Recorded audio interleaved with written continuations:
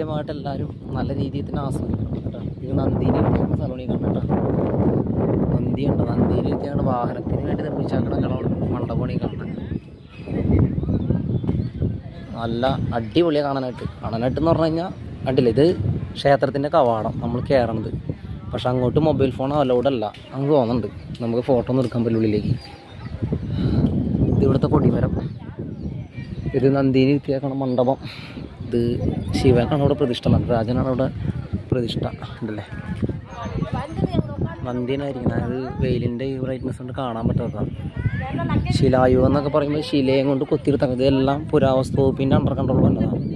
ക്ഷേത്രം അടച്ചാക്കിയാണ്. ക്ഷേത്രം ഇപ്പോൾ തുറക്കില്ല. നമുക്ക് ഉള്ളിലോട്ട് കയറണമെങ്കിൽ ക്ഷേത്രം അടച്ചിട്ടാക്കിയാണ്. ഫ്രണ്ടിൽ മാത്രം ചുമ്മാ നമുക്ക് ജസ്റ്റ് ഒന്ന് കാണാം. പക്ഷെ ബാക്കിയുള്ള ക്ഷേത്രങ്ങളൊക്കെ എല്ലാം അടച്ചിട്ടാക്കിയാണ്. കാരണം ഇതൊക്കെ കാണണമെങ്കിൽ തന്നെ ഒരു ദിവസം ഫുള്ളായിട്ട് കാണണം. ഒരുപാടൊക്കെ എന്തൊക്കെയോ എഴുതി വച്ചിട്ടുണ്ട്.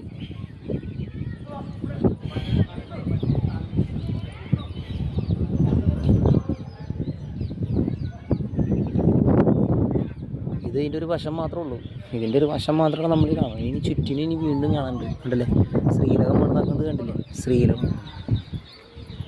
ശ്രീലകേ ഇതാണ് ശ്രീലകം. അതിൻ്റെ ഉള്ളിലാണ് ശിവനെ പ്രതിഷ്ഠയാക്കുന്നത്. ഇപ്പം ഇത്രയും വലിയ ഇതാണെങ്കിൽ ശിവനെ പ്രതിഷ്ഠിച്ചേക്കുന്നത് എത്ര വലിയ ശിലയായിരിക്കും ശിവലിംഗം പ്രതിഷ്ഠിച്ചേക്കുന്നത്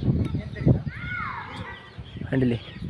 ആയിരിക്കുന്നതാണ് ശ്രീലകം. വമ്പൻ അത്രയും വലുതാണ്. അത്രയും വലുതെന്ന് പറഞ്ഞു കഴിഞ്ഞാൽ അത്രയും വലുത്. നടരാജ മണ്ഡപം ആ കാണുന്നതാണ് നടരാജ മണ്ഡപം. കണ്ട ആൾക്കാർ അവിടെ ആ കാണുന്ന ചെറിയൊരു മണ്ഡപം കണ്ട, അതാണ് നടരാജ മണ്ഡപം. തഞ്ചാവൂർ വന്നവർ ഇത് ശിലയൊക്കെ ഇത് പുരാവസ്തു വകുപ്പിൻ്റെ അണ്ടർ കൺട്രോളുള്ള ശിലകളാണത് കണ്ടില്ലേ. ശിലായുഗം എന്നൊക്കെ പറയും. ശിലായുഗം എന്നല്ല, ശില കണ്ടില്ലേ. ശിവനിരിക്കണ ശ്രീലകോണി കാണാൻ. അത് ഇവിടെ നിന്ന് ഇങ്ങനെ നമ്മൾ നടന്ന് ഇങ്ങനെ കയറി 1 2 3 4 5 6 7 8 9 10 ഇത് കഴിഞ്ഞിട്ട് 10 സെക്ഷൻ കഴിഞ്ഞിട്ട് വേണം ഉള്ളിലേക്ക് ശ്രീലകത്തിൻ്റെ കവാടത്തിലേക്ക് പ്രവേശിക്കണമെങ്കിൽ, ബലിവട്ടത്തിൻ്റെ അടുത്തേക്ക് പ്രവേശിക്കണമെങ്കിൽ. അവിടെ നിന്ന് പിന്നെ ഉള്ളിലോട്ട് പോകണം. അവിടെ നിന്ന് പിന്നെ ഉള്ളിലോട്ട് പോയാൽ മാത്രമേ ഒരുപാട് ഉള്ളിലോട്ട് കയറി ഇങ്ങനെ നമ്മൾ ഈ തുരങ്കത്തിലൂടെ പോകണ കൂട്ടൊരു ഫീലിങ്സ് ആണ്, പ്രതീതിയാണ്.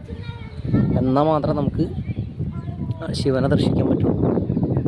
ഇപ്പോൾ ക്ഷേത്രം ഇവിടെ ഫ്രണ്ടിൽ നിന്ന് അടച്ചാക്കിയാണ്. ഇത് തുറക്കണമെങ്കിൽ ഇപ്പോൾ തുറക്കില്ല.